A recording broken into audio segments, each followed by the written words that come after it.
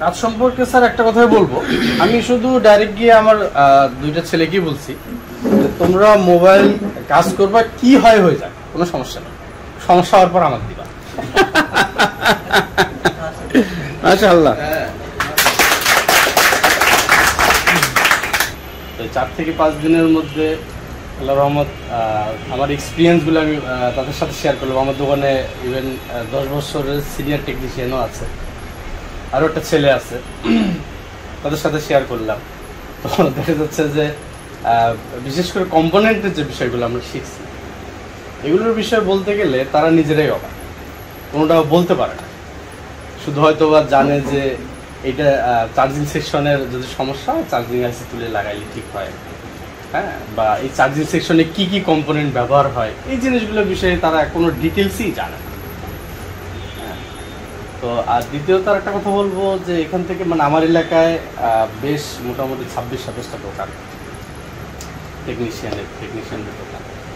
তো দেখতেছি ওখানকার সিনিয়র টেকনিশিয়ানরাও মনে করেন যে আমার সাথে কথা বলার জন্য আসতেছে বা কথা বলতেছে, দেখছে যে স্যারের এখানে ট্রেনিং করছে, মানে ওরা একটু করে দেখতেছে যে আমি কি শিখলাম। তো আল্লাহর রহমত আমার 2-1 জায়গায় ইন্টারভিউ হয়ে গেছে, আমি বুঝতেছি যে ওরা আমাকে অনেক কিছু জিজ্ঞেস করতেছে, কি কি ক্লাস করলাম বা কি ধরনের কি শিখলাম। তো সিক্রেট বিষয়গুলো তো বলা যায় না, 2-1টা বিষয়।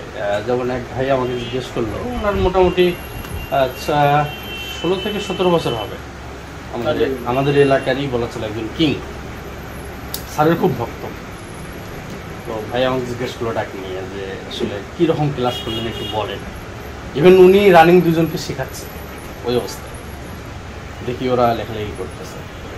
আমি বললাম যে কি সম্পর্কে জিজ্ঞেস করবেন বলেন, বলে একটা সেকশন সম্পর্কে বলেন। আপনি আমাকে জিজ্ঞেস করেন কি সেকশন সম্পর্কে জানেন। আমাকে জিজ্ঞেস করলো মাইক্রোফোন সেকশন,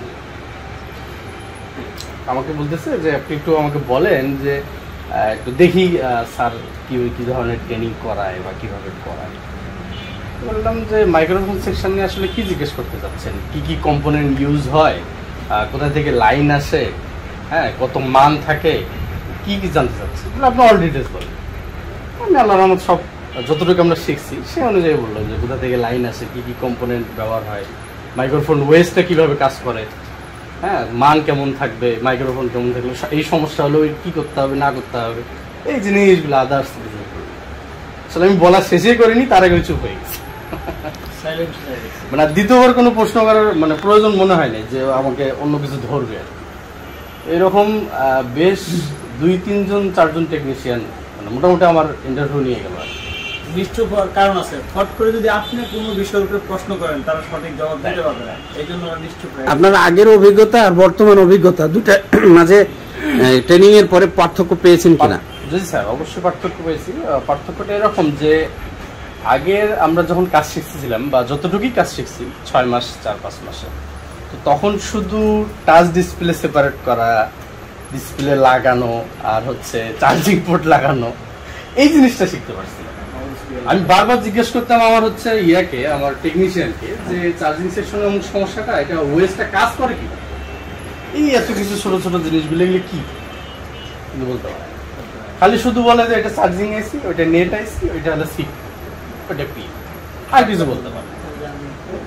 আর আমি চার্জিং পোর্ট লাগাইতাম মানে হাত কাঁপতো যে কোনো না কোনো কারণে যদি জিনিসটা ছোটটা জিনিসটা উঠে যায় কি হবে টেনশন, আবার ওটা লাগাবো কিভাবে সেটাও তো জানি না।